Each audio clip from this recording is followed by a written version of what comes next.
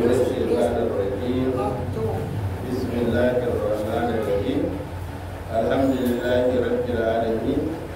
صلوات الله والرحيم على سيدنا محمد فاتح الكاتب من سراد الله كامل الاسكن وعلى اله حق قدره وامتداد العظيم. رب اشرح لي صدري ويسر لي امري واحلل عقدة من لساني يفقهوا قولي. سبحان ربك رب العزة عما يصفون وسلام على المرسلين والحمد لله رب العالمين. الصلاة والسلام عليك يا رسول الله صلى الله عليه وآله وسلم. السلام عليكم ورحمة الله وبركاته. muna wannan safiya ta juma'a 14 ga watan milada da bisa alayhi salatu wassalam 2025 da wannan mutum mai karin albarka cikin wannan zawiya mai karin albarka ta wurin shekada da shukura kawo radiyallahu ta'ala anhu shi gaba da tafsirin Qur'ani mai girma kamar yadda aka saba gabatarwa kullum kuma muna addu'a Allah ya kara fahimtar da mu Qur'ani da shi ya kara mana arziki da aiki da shi albarma da Muhammad sallallahu alaihi wa sallam. Bismillahir rahmanir rahim. Ubangiji ya ce wa yaghfir lakum wallahu ghafurur rahim. Kuma Allah zai gafarta muku, Allah mai gafara ne kuma Allah mai rahama ne. Wa in yuridu idan kuma manufarsu khiyanataka su ha'ince ka faƙaɗi khanullah hakika ai sun yaudara mana sun yi ha'inci sun yi ha'inci a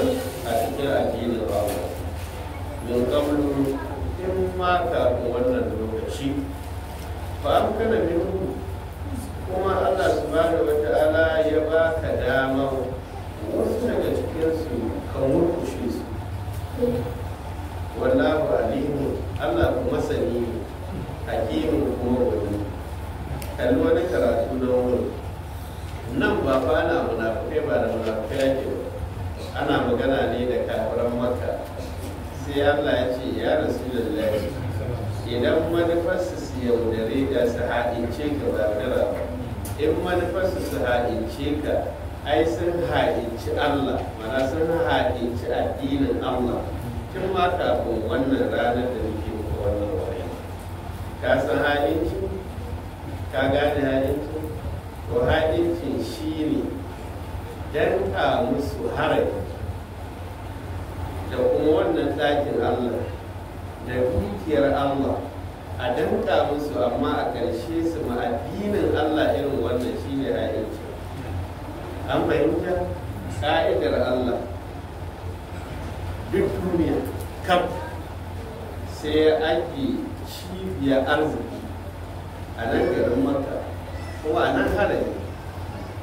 Ka gani shi yasa ka ga ya ba da dama an yi wannan katafaren abubuwan wannan duk duniya babu wani abubuwa da ya kai shi tsada don na gol. Za a ga in an ga wata ai ana haska wani abu kore ya ta fita za ga ya sama, ko yanzu an ga watan da za a yi na sallah sai su yi haka. To dukiyar da Allah ya aji a nan karkashin setin dakin Allah, dukiyar da ke karkashin kasai inda za a haƙa a fito da ita ba nan ba ne. Ka lura da wannan ƙarfin duniya na amurka duniya kuma shi ya kai shi masallacin Kudus inda ya sauke ba annabi Adam alaihi salatu wasallam, inda aka haifi annabi Muhammadu na ya fi ko ina tattalin arziki a duk duniya, inda aka sauke annabi Adamu nan kuma ya fi ko ina ƙarfin mulkin juya duniya. Ka lura da wani inda kuma ya fi ko'ina soyayya ta Allah, to kuma shi ne inda annabi yake yanzu shi ne Madina. To yanzu wannan abu guda uku in ka kalla mu al'ummar musulmai ai biyu muke shi yasa duk duniya mu kowa iya soyayya domin in za mu in imani ya shigo ba a yaudara jama'a lura da wannan kuma kowa tattalin arziki ko da ake aiki na wani mutum a amerika ya fi kowa arziki kawai karya ne sun yi ne don kamba nasu amma ba shi ne hakikatan ba wane shi abdulaziz din nan da yake saudi shi ya fi kowa kudi da duniya inda yin an fi wata wajen rijiyoyin bai da yake da suna shi na kansu shi wancan mutum a amerika bai da yawan rijiyoyin da yake bai da shi to haka kamfanona wanda shi abdulaziz yake da shi na walawalai da na diamond da na kaza da na kaza wancan fa amerika baya da shi jama'a fahimta to a nan abin muhimmi ina son mu fahimci ne mai ha'imtar da kafuran makka suka yi addinin allah shine ya ɗauki abin da ya fi komi tsari shine ɗakinsa sannan ya aiko wanda kuma ya fi kowa daraja shine manzansa dukiyarsa tana hannunsu dukiyar ba Allah to mamadin da ya turo annabinsa da addinin shi da littafin shi su runguma kawai sai suka yi kin karɓar shi ne haƙincar addinin Allah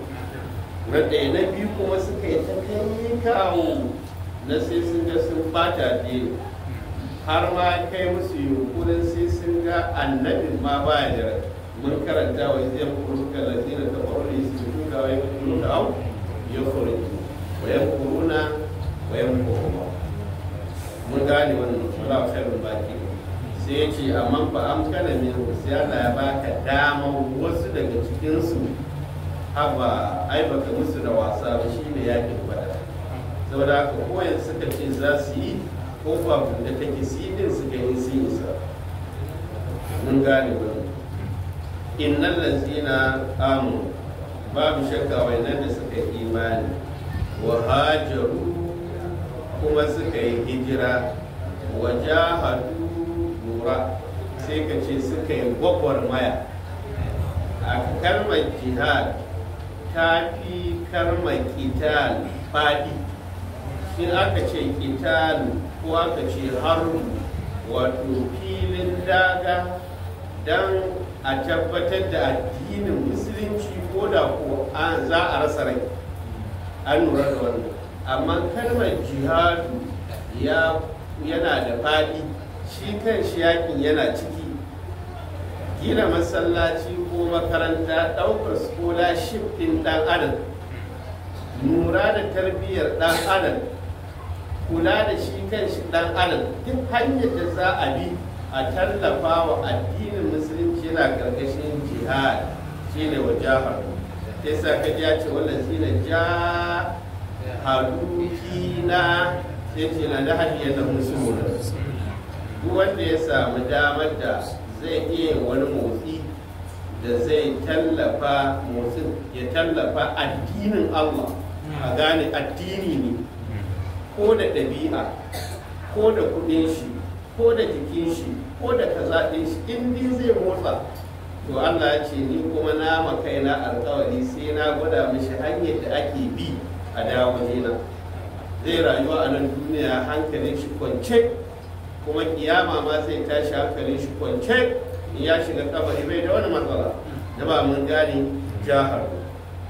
bi amwalihim da dukiyarsu wa anfusihim da kawukansu an gane wa'annan sai bai faɗi sakamakon su sai tsaya iyalan amma dai muhimmi abin da yake son ka gane musulmai ne muminai ne sabon manzan Allah ne masu gwagwarmaya ne akan addinin musulunci ya tabbata kuma sun bar garuruwansu 'yan makka sun bar makka sun tafi madina wanda suke wajen kudu sun baro kudu sun gangaro duk duniya kowa sun tafi wajen wa Muhammadu Rasulullah jama'a an gane shine wahadiru wajahadu bi amwalihim wa anfusihim sai ce wallazina hada da wa'annan da awaw suka tattaro wa'inda suka zo assalamu alaikum kai barda madalla maraba barka da zuwa a surabiya kai madalla su kuma mutanen Madina su haka suka rika yi wa mutanen Makka in dare yayi ba sa barin wajen annabi sai dare ya ja sosai wanda yasa suke zaman su Allah suke a yi bako kuma an yi bako annabi ya ce ina wani ce tafi da bakon nan gidanka sallallahu ba sahaba da ka an zo lafiya kai ma da ya sunan malam da ya sunan bawa Allah ya Allah mu daga wani wuri kai ma da ma ya musulunci yake ta wajen wuri kaza shine awo kaga yanzu da musulmi zai game da dan uwan shi musulmi sai turnuku ko wani malami da aka wani zamani cewa shi turnukun baki na ce mai turnukun baki dan malami ko ana da rai Allah ba da amma da an tuna shi ko shi turnukun baki ko kawai ga wani turnuku kai sai dai kai turnukun gawayi ke ko ba haka ba to ya saba makarantar idan har dare ba su samu baki ba ya haƙura amma fa ana kiran sallar farko za ga kowa ya fito in ya zo yana lallekawa ko an yi sababbin baki in ya gaba ya sababbin baki ba sai ya nafi filin shi to da yana cikin ya gama nafila kenan sai wai ga ya gaba ko haɓa aiki sai murna kafin annabi Muhammadu ya fito shi ba Allah yanzu aka shigo ne ce yanzu na shigo cikin madalla da kayan naka ne wannan ce labar da ba ko ni sai ya sanda da ce madalla ai nan za ka yi sallah nan za ka yi sallah sai manne mishi a yi sallah so yake annabi ya fito ya dan jawo shi annabi da ya wai ga wannan bako ne ke ba Allah daga ina ya ce ya rasulullahi tun da zama ke tare da shi bukatar shi a ce naka ne tafi da shi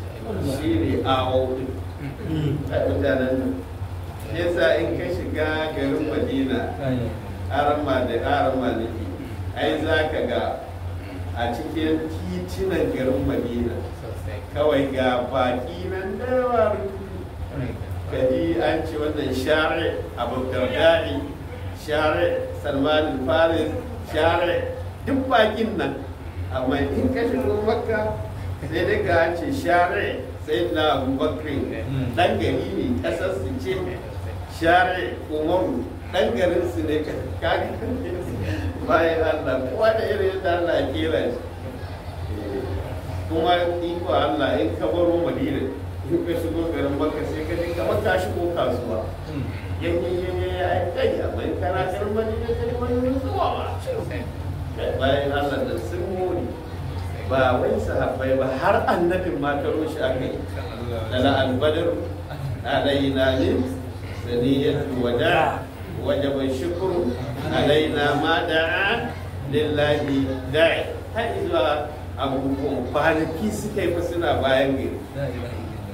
sai a samu wani doro wanda ya fi wato sai ya hau da dino ya kyawa sai ya kore da dino sai ya leka ya duba sai ga mai hannu kowa ba sai ce to ban dai gano kowa ba ce dan tsayanan sai dade awa daya albarka in ya tuho saukowa sai ga tukuri kafin ya sauko ma ya tuho sai ƙara komawa haka suke sai yamma in dare ya sa ce to mun haƙura ila ba bai riga ya ƙara suwa sai a koma ina son mu fahimci awon ne ni kake son ka faɗa su mutanen Madina larabawa ne amma ka sani yanzu ba iya larabawa ba ne ba mabambantan kabilu ne da yawa mabambantan kabilu za ka ga in ka zo haramin Makka akwai bangaliya cikin harami duk suna aiki da sauran abubuwa mai in ka ji haramin Madina za ga ka laraba ne da gaske an fahimta banda ma sha'anin wahabiyanci ya ci dunin wasu daga cikin shugabannin sai ya zama duk ma'aikatan da za su yi fuskar al'umma sai ga an fi sa wahabiyawa amma in ka tafi wani wuri za a gane a'a ba kowa ba ne ba wahabi don za ka ga ma'aikaci ya san kimanka ya san mutuncinka, babu haji ba wani da girmamawa da mutuntawa. Mun gane awo. Bayan na ce wa nasaru suka taimaki addinin, suka taimaki ma na gaba da addinin iranin Muhammadu, suka taimake sa. Don ka kamanta watan shi nawa 6 a gidan Abu Ayyub al-Ansari, kuma da aka yi wata 6 nan duk abin da ka ga annabi ya ci da safe da rana da dare ko na iyalin shi a gidan na ake fitowa. Na san ya tuna min da shi Abu Ayyub al-Ansari, ka san da ya shigo da annabi ya shigo gidan shi bene ne hawa daya, ya ce ya Rasulullahi ai gaba ɗaya ne saman nan su sauko kawai ka koma sama. Rasul ya ce a ba ai haka ba, ai kai gidanka ne, ce ba da ni da gidan duk na ai kawai su sauko. Annabi aka yi ta yi ba kawai kafin karshe mu ya fara ba su umarni su sauko, sai da annabi ya lallashe shi ta kyar. Karshe sai da annabi ya ce mishi daga cikin dalilai na zaunawa nan kasa saboda akwai makafi, akwai guragu, akwai tsofaffi, yanzu kina can sama in suka zo ya kake tunani sai an hau can sama can ku bar ka koma can.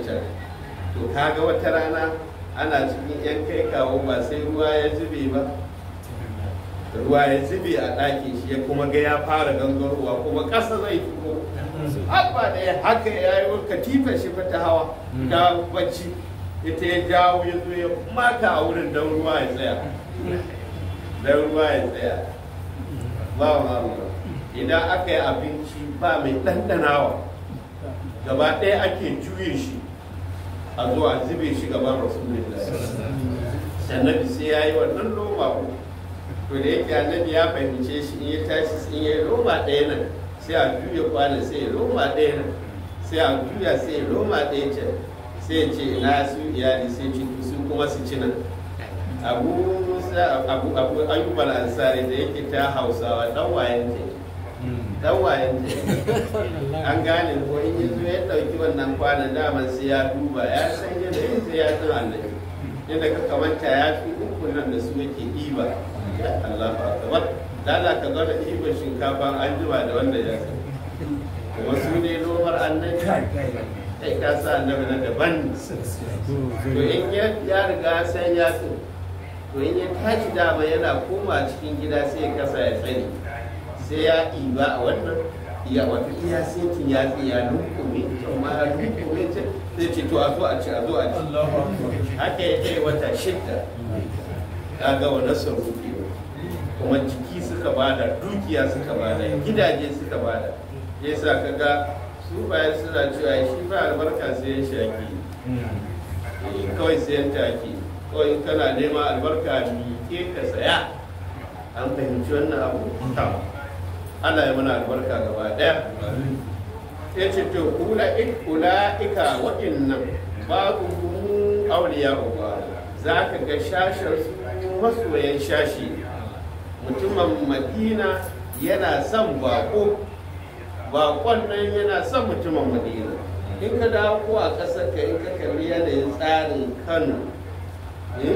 za ka gane lalle san baki yana kawo ci gaban gari.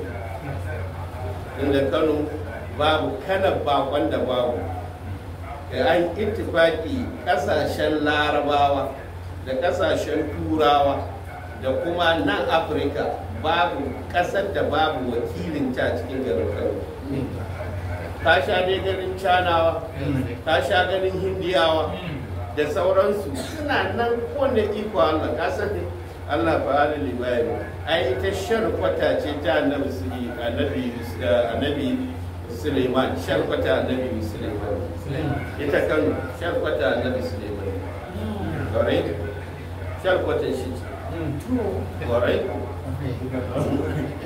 Allah sa mu sharkwata shi ce kwarai. Kuna ina son mu fahimci soyayyar baki da 'yan gari. Duk garin da suka ce ba za su so baki ba, ko su baki su ce ba za su so 'yan gari ba, garin ba zai ci gaba ba. amma dai a san akwai wata ka'ida da ake da ita da dadda yan gari su ake bar ma sarauta,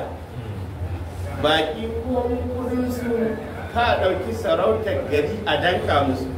don ku da garin ku kuka ɗauki sarauta kuka danka musu ai kuma shi kenan kun tashi ba kowa, ku dan rike sarautar ku kaji na ɗaya. Na biyu, idan an zo limanci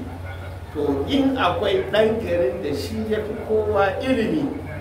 kai ko bai fi kowa ilimi ba, in yana da ilimin da za a yi ibada zai gane kauri ya gane baɗi to a ɗauki limanci a bashi, shi ne ƙa'ida. In an zo majalisar malamai ta gari to ɗan gari shi ake ba shugaban majalisar malamai, sai dai akwai wanda suka fi shi ilimi ko ilimin da yake da shi akwai kuɗi a tare da shi, ɗan gari ne yana da ilimi, akwai malamai da suka fi shi ilimi amma akwai gari, wato akwai kaya tare da shi a ba shi shugabanci. Amma in an samu bako ya fi ɗan gari ilimi kuma yana da kaya a tare da shi a ba shi mataimaki, ka fahimta? Dan da kun ɗauki manyan abubuwan garin ku kuka bayar kun zama yan ku ba su ake daman garin ku ne kakannin ku suka gina shi su suka yi kaza to a bi ku kuma ku yi adalci, ku so su baki su so ku yan gari, in aka yi haka za a ci gaba. An fahimta? Kuma in sarauta ce to tsayawa za ka yi kawai tsakiya, ko ɗan uwanka ne da kuke uwa ɗaya uwa ɗaya, in ya abin da ba shi ba ka ce kawai bai yi ba, kawai hukuncin da ya dace da shi. In kuma shi ke da ƙarfi ba ƙarfi ba, shi ke da gaskiya, ka yi duk yadda za ka yi ka tabbatar mashi da gaskiya. Allah shi ne kuma an fahimci. Wala guda ka babu ma'auliya wa bawa, ka ji wannan ko kenan muka nuna wayannan muhimman abubuwa su ake son mu gane: imani, hijira, jajircewa da addini ya ci gaba, sannan kuma tallafa wa wanda bai da ƙarfi, sannan soyayya a tsakaninmu. Wannan hudu su ne muhimman abin da ake son mu gane a wannan. Allah ya tabbatar mana da shi a cikin al'umma. Waya Allah al'umma tana da wani abin da ba ta da wani falasa ne muna da shi gaba daya. Wallazina amanu, wa'annan ko da suka yi imani, walam yuhajiru, su ba su yi hijira ba, malakum min walayatihim min shay'in, ba ku da damar cikin da al'amarin ko yaya yake a wajen su, babu dama. An lura da wani wata fikira ne nan ilahiyya Allah ke son mu gane. Da aka yi hijira, annabi yanzu baya garuwa, da yawan wasu abin da ya sa ba su tashi ba ko da a Makka su tafi can ina inda annabi yake Madina. Wasunsu sirikansu suka hana su, wasunsu iyayen gidansu suka hana su, wasunsu ƴaƴansu suka hana su, wasunsu kuma matansu suka hana su. An lura da wani mutum da yake da mata sai ya ce zai tafi, sai siriki ya ce to kana tafiya aurenka ya mutu, sai ta ba inda za ta tafi. Sai ga ya zaman shi ya zaɓi ya zauna da matarsa fiye da yake zauna da Annabi Muhammadu. An gane wani ko mai gida ne ya ɗauki jari ya bashi, sai ya ce mashi tafiya Madina za ka ce, ya ce to in ka tafi sai dai ka ga ajiye min da abin da na baka, kwabu ba za ka tafi da shi na ka sake ko ka tafi da kwabu, zai rantsuwa da nata da kuzza zai kashe shi. Sai ga kai nan fa yana cin mai kyau, yana shan mai kyau, yana facaka da kuɗi, sai ya zaɓi wannan ya yi zaman shi. Wani kuma matan ne da kanta za ta ce yana tafiya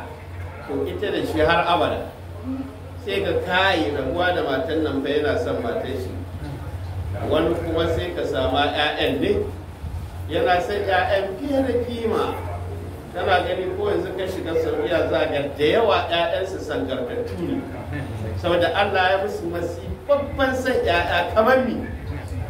kamar mi kan ɗansa ɗaya zai iya rasa komi da ya mallaka komi shi sa za su wasu irin sangartattu kuma ko tikarinmu wanda suka daɗe can za ka san 'ya'yan nasu yayi yawa za ta iya ɓata zai iya ɓata da kowa kan ɗan shi kuma ko da ɗan ko ƴan ba su da gaskiya wannan bai yi ba to shi yasa annabi ya ce tun da sun fifita Allah kai ba annabi Allah da kansa yake nuna mana tun da sun fifita wasu abubuwa fiye da rasulullahi a billahi to kawai kafin sake ku mu'amala da su kyale su ko kuwa ɗaya ba ɗaya kake da su kai watsi da su amma mun gane wannan shine malakum min walaqi min shay hatta yuhajiru sai dai in sun yi hijira to shikenan wa in istansarukum in sun nemi taimakon ku fiddini a wajen sha'anin tsayar da addini ba alaikum nasru to taimakon su ya zama dole gare ku kalli wani haɗin kai yana can garin Makka sai ya ga bai yi hijira ba ya zo Madina amma sai ya ga ta Bahaushe ya ga uwar kaza din nan da ake cewa ai akwai abu in yayi tsauri sai a ce uwar kaza ko an fahimci kalmar ya rasa yadda zai yi sai ya rubuta wasiƙa ya ce yana son mu ba shi gudunmawa ubangiji ya ce to gudunmawa ya zama dole gare mu kenan da zai rubuto ya ce yana sai ya zo wajen rasulullah amma matar shi ce bai sai ya rabu da ita dan bai da kuɗin da zai yi aure amma in dai za a bai aure zai rabu da matai sai mu ce mishi ya rabu da ita ya zo kafin ya zo a tara kuɗin da za a mai aure in ya zo ga mata nan ya zaɓa a mai tsaye a mai aure jama'a an fahimta in jari ne shi ma a ce zo in ya zo sai a ɗauka shi sa ka ga annabi ya ba da yan uwantakan dukiya ta zama ba komi kai ɗan uwana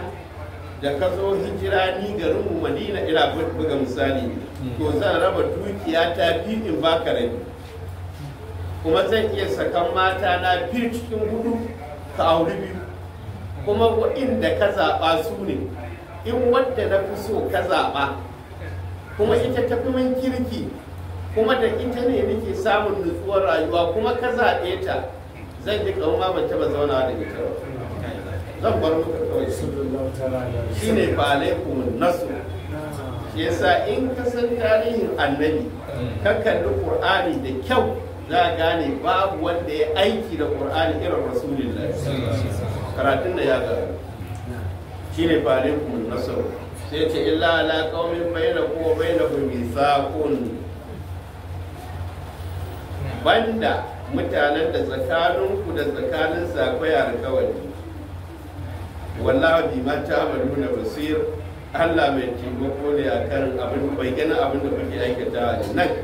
kalla kaka fassara shi da istisna'i munqati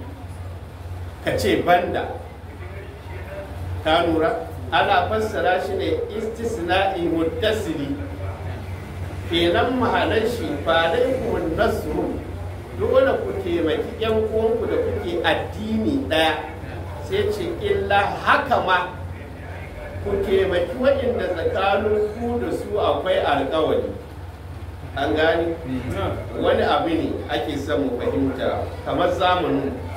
mu ce akwai kirista na akwai wanda ba su yakan akwai wanda suka yi dami zaman lafiya da su to a zamanin rasulu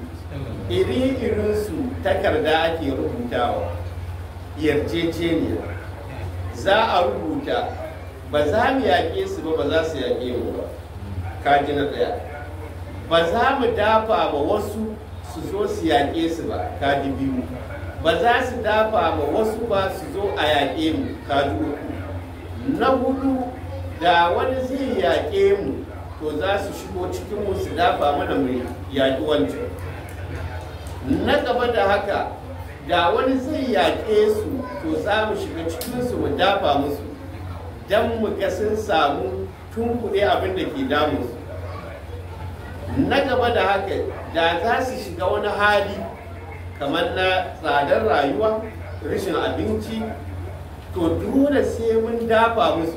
Haka su ma da za mu shiga ciki za su dafa mana. Jama'a an fahimta? Shine nan sai Qur'ani yake nuna mana su ma suna da haƙƙin mu taimake su in sun buƙaci taimako, kuma shi ma dole wanda ana zaune zaman lafiya da su. Jama'a an gane? Shi yasa a wurin na nuna mana da fassara biyu. Fassara ɗaya so tana kawo, fassara ɗaya takan kawo ba ni suna ba, fassara ɗaya takan kawo rikicewar fassarar wurin da kuma ma'anar karatun wurin. Fassarar da na fara yi mana shine illa ala qaumin bainakum wa bainahum misaqun, sai ka ce banda mutanen da a tsakanin ku da su akwai alkawari, banda su. To banda su akan mi? Akan ka taimake su? To ya saba ma aikin Annabi Muhammadu. Sai ka ce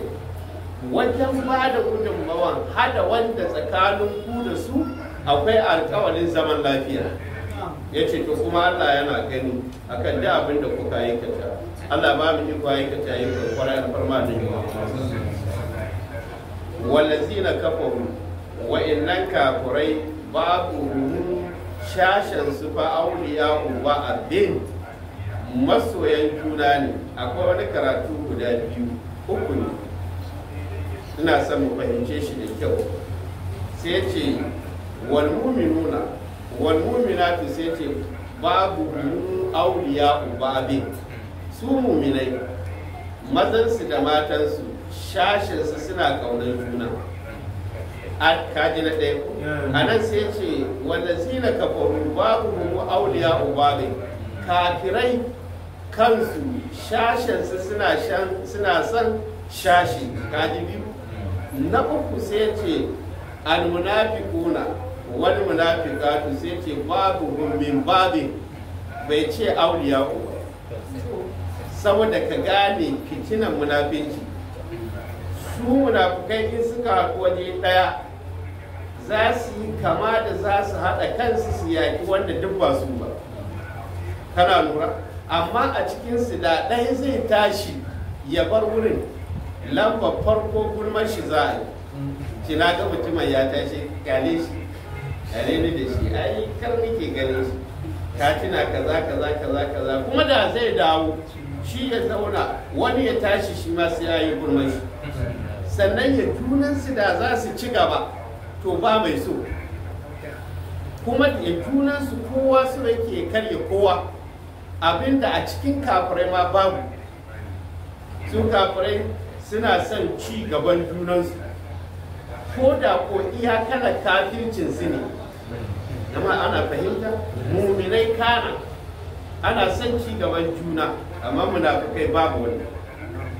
Saboda haka mu yi nisa da ɗabi'o'in munafinci. Allah ya kare mu alfarma annabi Muhammad.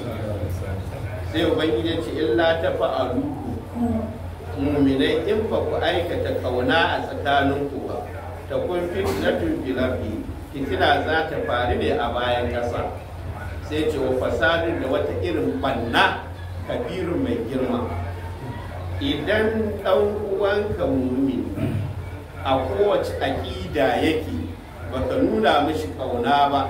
to za ku assasa wata fitina ne da sai ta zubar da jini. Ka kalli ƙasashen da musulmai suka riski kansu, turawa sun gwara su, sun rika yaƙar juna. Za ka ji wance yana hayya da tsara a yi a gama, sannan wani ya samu bom ya ɗana ma jikin shi, ya yi kuna baƙin wake na a yi haɓulun wake ma, ya haɗa ya sami tsakiyar bani suna masallacin kawai ya danna, kuma wajen shi ya yi jihadi. Ka kashe ɗan uwanka yana ƙauna.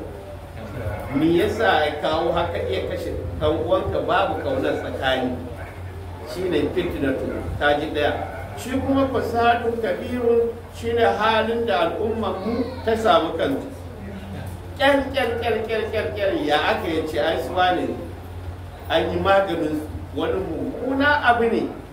sai ga ya samu ɗan uwan shaman ya fi kowa murna an rasa dukiya ko an rasa rai ko an rasa wani abu ko an shiga wani hali na ɓacin rai ko an shiga wani hali na ha'ula'i amma kuma musulmi ne ke murna wa ya shiga wannan hali ɗan uwan shi musulmi.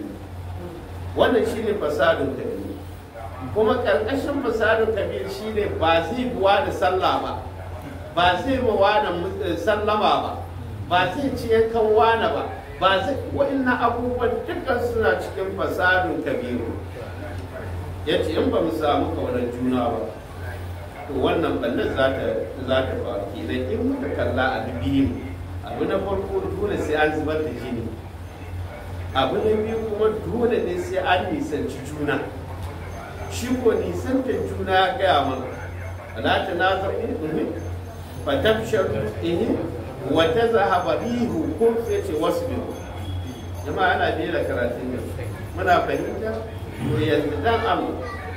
in har mun fahimci wannan karatun a tunaninka kalar tunaninka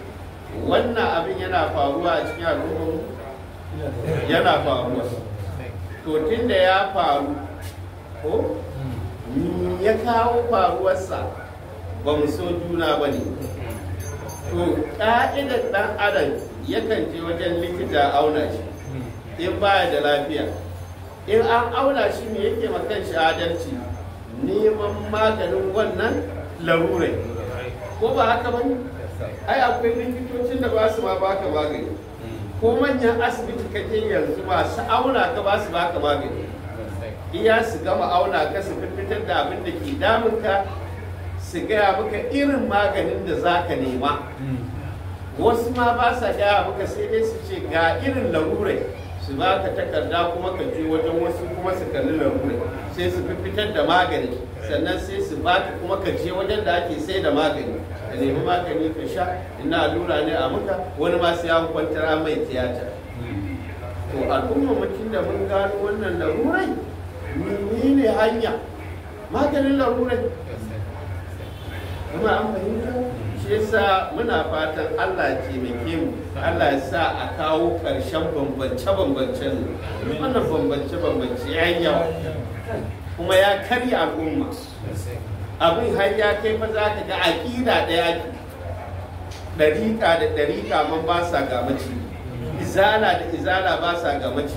shi'a da shi'a ba sa ga maci, ɗan mai ƙur'ani da ɗan uwan shi mai ƙur'ani ba sa ga maci.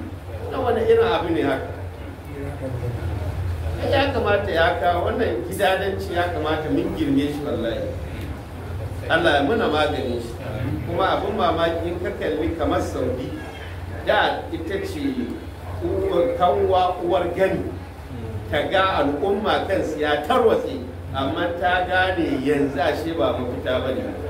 Ta da yanzu tattaro mutane take yi cikin waɗannan an yi zama kuma duk wanda ya bibi zaman sai ga babu kalar mai aƙidar da babu kuma kawai addini ne gaban mutane. To yanzu inda ana bin Saudiya ne ta kawo aka farraka, to yanzu ta dawo ta wani wuri inda take son kai ya haɗu me yasa ba za a zo a bi ta ba.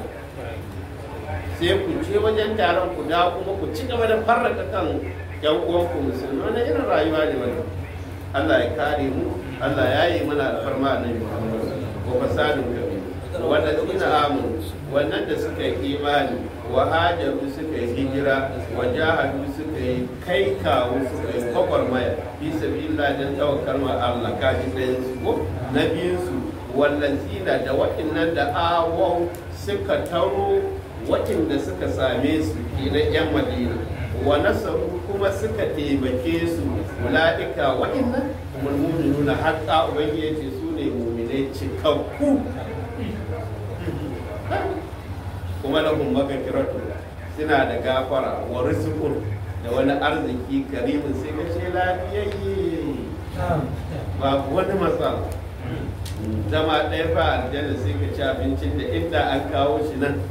to mutum 70 ba su isa su cinye shi ba kuma kai kadai za ka share shi kuma ba mai koranta maka kuma ba ko sisin ka. Ai nan wurin in ka hango ce ba ne da yawa ba yana sa ka rage kaurin miya ba. In ka kashe 3,000 za a sami miya mai kauri kaza, amma da zai kai 6,000 sai ka ji kana halalan 2,200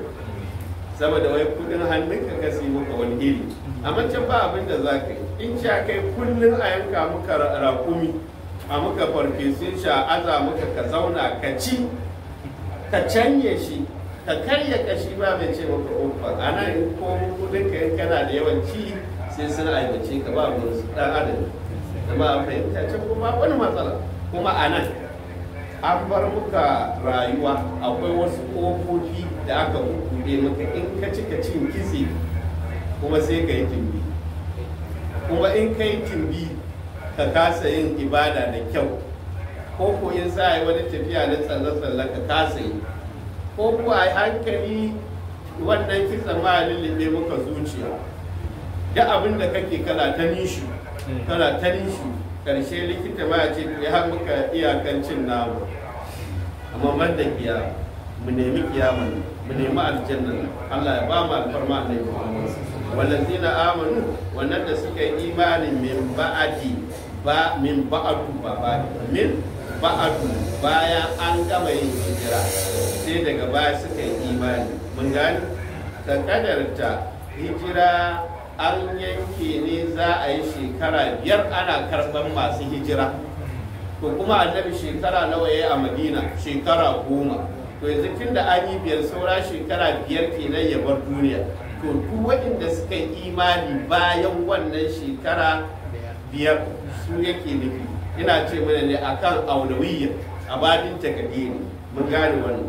Bayan nan wahajaru su ma suka yi hijira, wajahadu suka ci gaba da gwagwarmaya kafar da addini ma'akun tare da ku, faulaika min wannan fanaku. Shi yasa kaji ya ce ya yi wannan sai na khalaqnakum min zakarin wa unsa wa ja'alnakum shu'uban wa qaba'ila li ta'aru. Jama inna karamakum indallahi fatiqaku. Anan suwaki da Bahaushe da Bakatabi da Bafulatani da Babarbari da Igala da waye gaba daya in muka haɗu uwanmu daya. Ban san yaran ku ba, kila ma ban ma san garin ku ba, ban san inda ka fito ba, amma na fahimci inda zan tallafa ma waje kaza za ka kai gaci, to in jajirce da ka san uwanmu daya sai na ga ka kai gaci kuma in fika murna. In ilimi ne in ba da lokaci ba in ba da lokaci in ba, in kudi ne in ba ka, in wata hanya ne kake neman aiki in muka tsaye. Allah sarki ya tuna da Shabul Fati daga Maiduguri ya taɓa yin sawu 9 zuwa Zaria. Wannan sawu 9 da ya yi akwai wanda in ya zo sai wata 6 yana cikin Zaria. Ka sa abin da yake yi, akwai wani ɗalibin shi ba ma babarbare ba ne, ba ɗan Maiduguri ba ne, ɗalibin shi ne yana son a saman mushi koyan tukin jirgi. Wannan makarantar ita ta kayi wannan sawu 9 bai dena ba sai da ya tabbatar an samu. Da aka samu shi kenan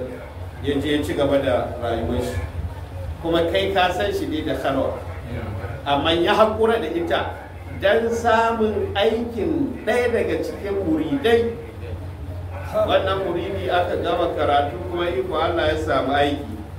albashin shi na farko sama da miliyan 100. Haka ya kwaso ya zo zubi na wata 3 sama da miliyan 300. Haka ya kwaso ya zube su gaban shehi, ya ce shehi ga abin da kuka tura sun ɗan rika ba mu abin da muke ci abinci, amma gashi yanzu sun bada. Ya ce ko wannan ai naka ne ji shi, ya ce a shi ai sai abin da kuka ci, sai abin da kuka ci. Ashe inda za ka ga muridinka in sai zo gaban ka in akwai naira 10,000 a gaban aljihu sai canza shi mai da shi aljihun wando daga kai ne kawai da kai ne. tun daga wani sama da miliyan nawa 300 kuma zamanin shawabul fatifa yana da rai ya zube shi ya ce sai abin da shehun ya ce inda zan ce mishi tashi ka tafi an gama to ya za kai ka ɓata lokaci a kaina in dai na ci kaɗa ai dole in nuna muka ɗaya amma baka sani fa babu dangin iya babu na babu karatu ya zo kuma an fahimta nan kaduna nan da kaje unguwar kana akwai Professor Khalil yana nan gidanwa wani shehi ne a unguwar kanawa da tijo Shek Umar Sanda ya gaya mana tun daga kulanta aka kawo shi da gida ya ce duk kai kawon karatun da ya yi shi shehin ya mai tsaye karatun shi na addini da kuma karatun shi yanzu ya kai matsayin professor ga mahaifin makarinan ɗaya daga cikin daktocin gidan yana gaya ma a lokacin tun lokacin makarfi nake magana da ɗaya daga cikin daktocin gidan ya ce to a lokacin baban makare ce yana da doktor a cikin almajiran shi 200 lokacin da farfesa makare ya samu prop ya ce to shi ne na hudu ba na hudu ba na biyar guda hudu duk almajirai ne sai yanzu ne aka kai ga ɗa ko bai taba damuwa ba kenan taimakon wani ba abin da zai rage ka da ya sai dai karuwa da ya kai ba ga sha Allah waiwaye shi ba shi ma ya bashi makare da kansa yana bayani da ya je Misira bai sha wahala daga cikin manyan dalilin shi ce ya samu almajiran baban shi kowa yana ga gara na fita ya saka mu malam tawi inda ga dan malam ya in bi ta karatu ne ba da matsala in wani abu ne ce bai da wata matsala saboda haka wallahi mu dauki wannan karatu shine daidai ba dangin iya ba na baba in ne musulmi ne taimaka masa kuma kaka damu da aqidar shi ka damu da musulunci shi kawai ka mai hanya in kana da ita in haddace qur'ani ne yi da gaske ya haddace alisan barka in tafsiri ne yi da gaske in aljihunka ne zai motsa in jikinka ne shi sahabba annabi suka yi suka kai gaci in muka sauka daga nan ba inda za mu jama'a an gane wa ulil arhami nan kalmar shi wa ulil arhami wani karatu ne mai zaman kanshi ya ce kaga dangin uwa babu mu aulai bi babi shashen su suka fi cancanta da shashi kuma fi kitabin a cikin littafin Allah na da mako inna Allah bi kulli shay'in alim Allah masani ne akan dukan komai kalla wannan da yake nufi dangin mahaifiya magana ne na rabon gado shi yasa kai na ce mana wani sabon magana can shi yasa ka gana mana dajiya don mu fahimci wancan ina na san mun zo karshen maganar da ake da sahabba a wannan siga ta haɗin kai da kuma girmansu da martabarsu jama'a mun gane don mu tsinci abin da za mu tsinta ni ma mu samu martaba wajen Allah Allah ya mana haka alfarma bayan da aka yi hijira ai annabi ya ɗauko ɗan makka ya ba ma ɗan madina sai zama ɗan uwansa ko to a gabai idan ɗan makka ya rasu ko da yana da iyali mata da 'ya'ya ba a cin gadonsa sai wannan abokin shi ma ɗan madinan da ya rasu a wannan gabai 'ya'yansa da duk danginsu ba su da gado sai wannan ɗan da ya hijira shi zai ci gado an gane wannan daga nan sai aka canza wani salo sai aka dawo a'a yaron gidanka wanda shi ke kula da shagunan ko wurin noman idan ka rasu shi zai ci gadon kuma ko da ga 'ya'yanka kuma haka shi ma in ya rasu kai za ka ci gadon shi kuma ko da ga 'ya'yansa ka ji hawa na biyu hawa na uku sai aka zo kan wannan sai aka ce a idan dai ga mutum wanda ɓangaren mamanka kuna da alaƙa da shi ƙila kakanku ɗaya ko ko baban kaka ko kakan kaka in dai ɓangaren mamanka ne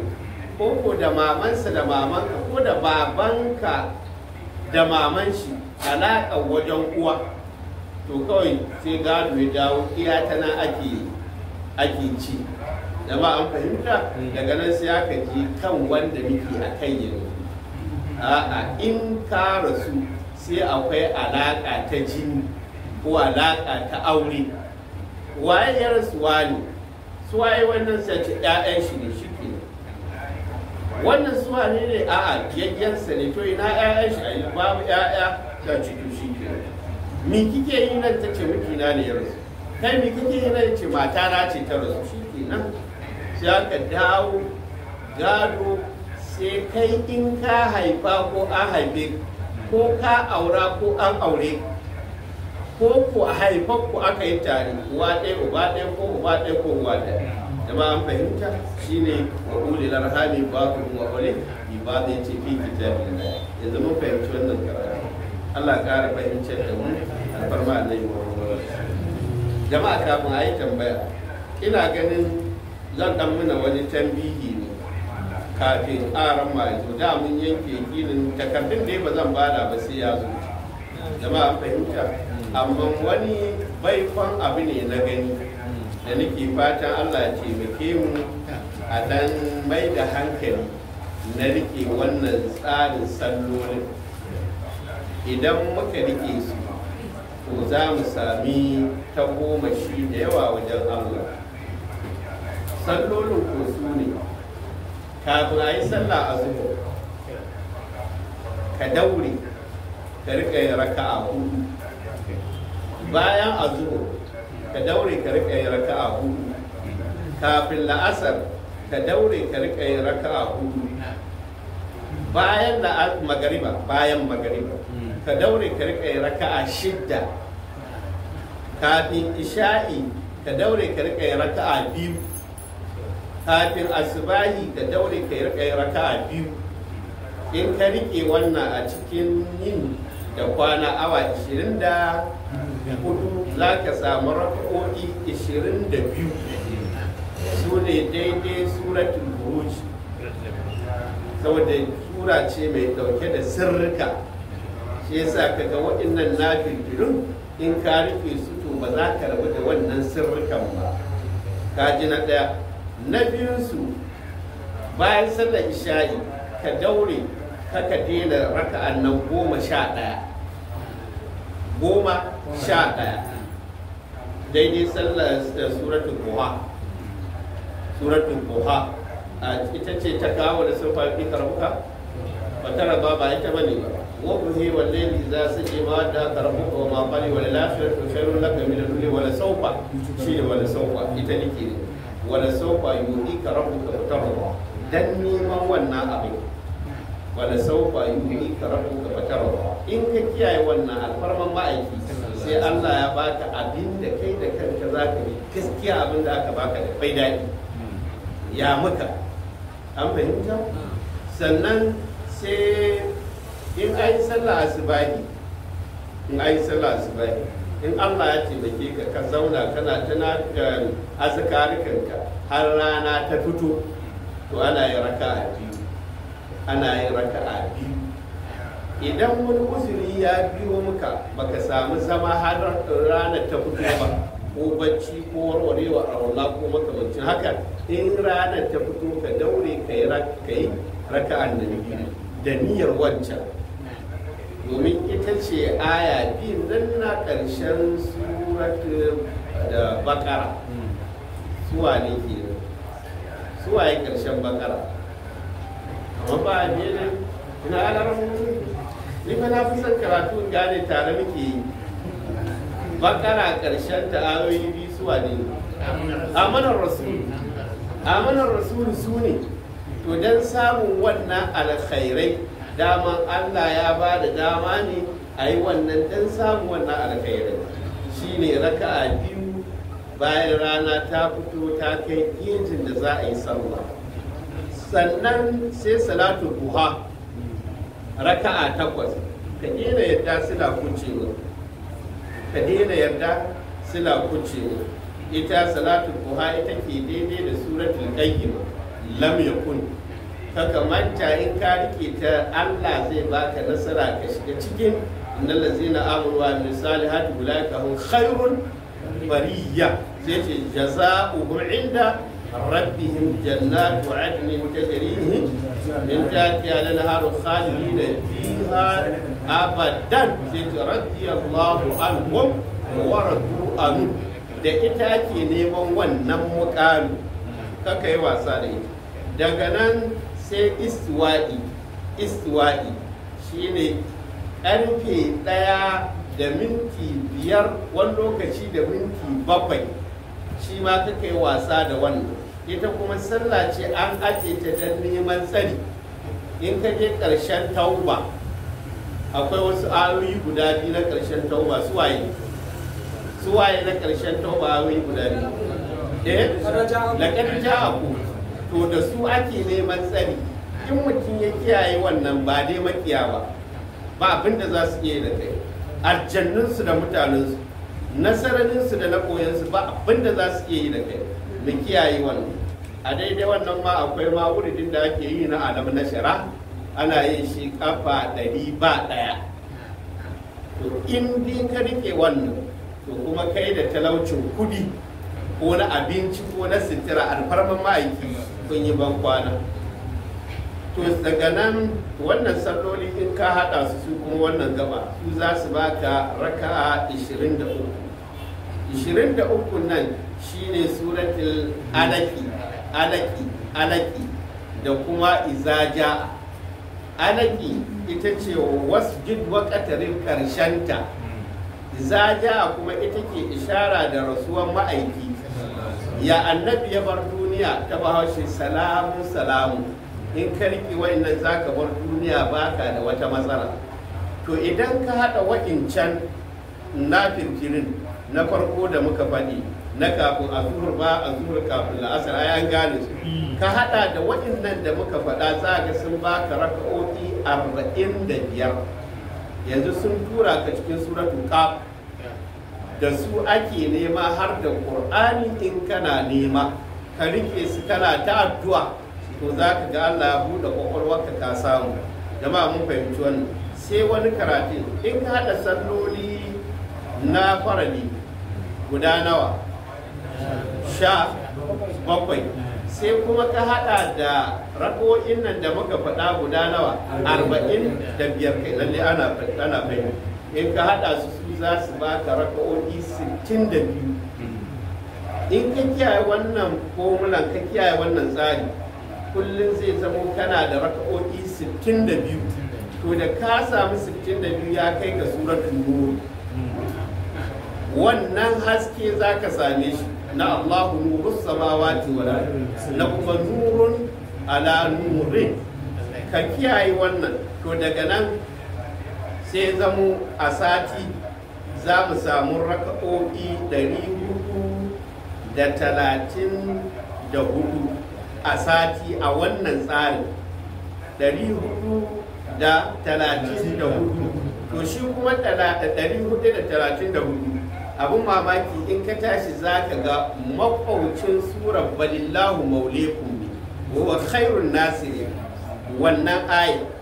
in dai ka kiyaye wancan to za ka hau wannan mukamin na balillahu maulekum duk abin da za ka yi kawai balillahu maulekum jama'an fahimta sannan a wata mai kwana 30 za mu samu raka'a 1,800 da raka'a 60 1,800 da raka'a 60 to shi kuma ya maida ka surati Ibrahim ta kamanta nabi Ibrahim haka Allah ce sun ma'auhaina ilaika an tabi millati Ibrahima hanifa to a cikin surati Ibrahim za ka sami wa ala llahi falyatawakkalul mu'min ayar shi ta 15 to za ka samu mukamin tawakkul a cikin wata ɗaya in ka kiyaye wancan sai wata mai abani kwana 29 shi kuma a ciki za mu samu raka'o'i 1,798 to yanzu kuma ya dawo da kan suratu yusufa wa subhanallahi wa ma ana minal mushrikin ba ya ce wa subhanallah ba, sai ce wa ma ana minal mushriki. In ka dage da kula da wa'incan za ka ga ka kai wannan mukami, kai da shirka Allah ya muka bambam ba ta ba su ba ta baka. An lura da wannan. To a shekara mai kwana 360 ko za mu samu adadin raka'a 22 da raka'a 320 a wannan tsari. Kuma jama'a mun fahimta 22 da raka'o'i 320 su ne za ka samu a cikin wannan salloli idan an kiyaye. To na ga arama bai zo ba, bari kamata mu rika barin kwantayen karatu ba, amma takardun ga su nan hada ma na tarihin annabi Yusufa, kuma a cikin suratul Yusufa tarihin annabi Yusufa Qur'ani ba, kuma a ja aya ba a karanta. Ga shi da shi shine na so ma mu fara yi, sai na ga kai ga sallah nan muna ta yi. Jama'a dan Allah mu taimaki kanmu da kanmu, ga takardu sun kai guda nawa, guda 3 kuma a ran ma bai zo. Ni kuma ina son ya zo in danka mishi dan shi ya fara bukatuwar haka ko? So Allah ya taimake mu. Yawwa ga mutumin kacan wani. Ga mutumin kacan. Ai ga nan zai ganka. Amin mu gode. Jama'a mun fahimta dan Allah dan ina tambaya. Na?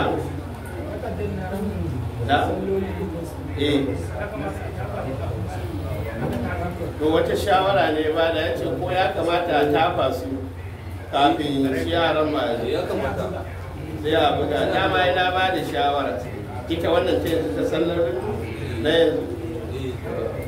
lalle wannan formular sallar dan Allah mu daure saboda rakawoyin da ake na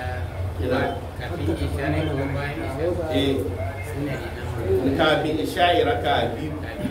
bayan isha'i kuma raka 11 kuma bai hana da dare ka fata shi ka yi abin da ya sabo. Amma ina ce mana ne iya wannan tsari wanda hadisai ne fa na manzan Allah kuma aya ce kai tsaye ta Qur'ani, kowanne shiga ayat kuma haka ya riga ya faɗi ko fa in tanaza'atin fi shay'in farudduhu ila Allah, kuma haka ya faɗa ma faradna fil kitabi yace min shay'in. Mu daure dan Allah mu tsara mu kan mu rayu. Duniyar nan fa ba wurin zama bane. Yanzu Allah ya taimake ka kai shekara guda kana wani ka hada adadin raka'o'i 22,320 kai Allah ya kalle ka. Allah ya taimake mu kuma da ikilasi. Ai za mu ci gaba. Abin da yake ka kake gani abin a ragance saboda babu ɗaukar wani tsari ne mu tafi a kai. In ka ɗauka ka daure in ma wani abu ya ginta ba ka yi ba sai ka riƙa biya, ka riƙa yi kana biya. Inda za a iya yiwuwa rashin lafiya, ya iya yiwuwa wata tafiya ta kama ka. Inda duka muna son ai mu yi aikin Saudiya bana ko ba mu so. To ta hau jirgi ta awa 7 ba lalle bane ka yi sallolin. Kana sauka kuma kokari kake ka ganka gaban Rasulullahi. Kaga duka an samu ba a yi wannan ba. To ranar da ka je ka ga annabi zuciya ta nutsu ka na Muhammadu ka ji daɗi to sai ka iya kwanakin da ka yi. Zai ba mu daɗi dan Allah muke miki kawai. Dan Allah muke miki kawai. Wannan namba shi ne na kwana 30. Na mota kwana 30 ke shi namba 20,000. A na shekara ɗaya. Shi sannan watanni. Shekara ɗaya. Ai za a buga. Da daure za a buga. Kafin nan lokacin Isra'ila kake magana mara shi. Na karfe 1:05 raka bici kwarai ku lakadin ja akwai da isharori ne wanda ya rike wannan wallahi malam in kai Allah ya taimake ka sai ka manta da rubutu da wane ne da hiyaki da su wane ne da su fadam dama su wane ne sai ka manta kuma ka yi kwance ko bayan da za a yi da kai ta rayuwarka kana ci gaba in ka shigo cikin makiya sai da ta dunkule-dunkulen baki ko bari nan bari ko ba abin da zai canza sai ci gaba ta lamu daji amma ta daren na raka a shafa'i da wuturi ne da shafa'i da wuturi da shafa'i da an fahimci tambayi raka nan 11 da shafa'i da wuturi ne da kuma shafa'i da wuturi ce a daure a rike za a buga wannan takardar ne kafin liman yanzu za mu ba da za a yi lokaci ya yi mun sani shawara ne aka ba za a buga? guda Allah tun da za a buga wani ya taimaki wanda zai buga mana ya mishi wani abu ba ya sa aljihun shi ba don ya buga ko an fahimta in aka buga kuma a adalci duk wanda ta je wajen shi ya ƙara bugawa ya ba mu ko ba haka ba an fahimta za ka ma buga zan je in kafin da sai a to amma kafin a buga an yi tafi a kawo mini kuma in yi editing in ya yi daidai tun da ka san wasu ba su za a gaba hannun wani bane ko ba ni ne zan je zauna a yi tafin da ni kai kuma ina mana fatan a taya mu da addu'a ranar da littafin ya fito kaga ai zai amfanar da mutane na cikin bayan tsarabobin ne ake dan tsatsakurowa kaga Allah ya taimaki bayi Allah ya sa Allah ya fitar da littafin gaba daya ai za mu ji daɗi zai taimaki rayuwa babu wanda zai taimaki kanka fiye da kai kanka ka daure ka yi ta yi rayuwa ka za ka ta canza komai zai canza ka kana rayuwa normal wannan mutuwar jiki da wannan kasara da wannan bacin rai da ka je kasuwa ta dunkule da wala duk in Allah da sai Allah warware ku Allah ba mu iko barin mai yan sai biya karatu sallar yau yau nawa ne ga wata daren 15 wannan dare na 15 ya kuwa kama yi wasa da shi mu dage dare ne mai tsada daga cikin darare waya Allah ma ka gane da tilkadarin ta wuce a wannan inda amararrakai na watan da tilkadarin za ta iya wucewa ma 20 din ba ta yi shi yasa aka ce yau wata ya tsaya daren nan na farko kaka yi wasa da shi daren 3 daren 5 daren 7 daren 9 daren 11 13 daren 15 daren 17 daren 19 daren 21 23 25 27 29 wa'annan kaka yi wasa da su saboda lokacin da annabi yake nan suna da gatar da kai zai ce musu gashi nan amma mu zamaninmu sai dai irin wannan gaɓoɓin kaka yi wasa da su don a dace sau da ka kami wasa da wannan Allah ba mu bi kai daren 15 za a yi raka 6 ne raka 6 don raka a ɗaya fatiha ɗaya kulhuwan lahu 35 a wannan ko an kyauta da aka sa ta cikin wannan dare ko ita kan samu kai bayan shafa'i da wuturi kuma bayan can kuma wancan za ta duka dan hahaɗa mala'ika jari ya ƙara kauri raka'a 6 don raka'a fatiha ɗaya kulhuwan lahu 35 idan an gama ya azizu 100 raka 6 din raka fatiha daya kul huwallahu 35 in an gama ya azizu 100 an fahimta kuma sallah ce daga fa'idodinta ya kawo abu na farko ita dalilin ta Allah yake karba azumin gaba ɗaya wato sallah ce wadda ake karɓar azumi dalilin sannan kuma sallolinka na rayuwarka gaba ɗaya dalilin ta kuma sai a karɓa sannan kuma sai duk zunubin in kai wannan sallah a yau za a canza shi sai koma lada kaga wannan abu guda uku kan yi wasa da su Allah ba mu ikon yi alfarma ne subhanaka allahumma wa bihamdika astaghfiruka wa atubu ilayk ila ka tabbata da Assalamu alaikum jama'a. Ku zama na wuri a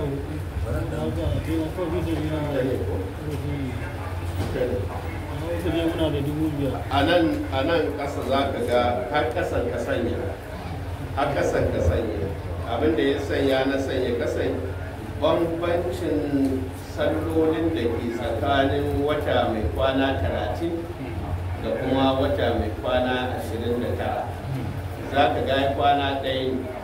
to za ka samu rako'i 62 a wata mai kwana 30 tsakanin cikin wata mai kwana 29 akwai bambanci a kwana ɗaya kan manta wancan tsarin an kai yini ɗaya da kwana awa 24 tana da rako'i 62 an fahimta Allah ya taimaka kike da sai addu'a ko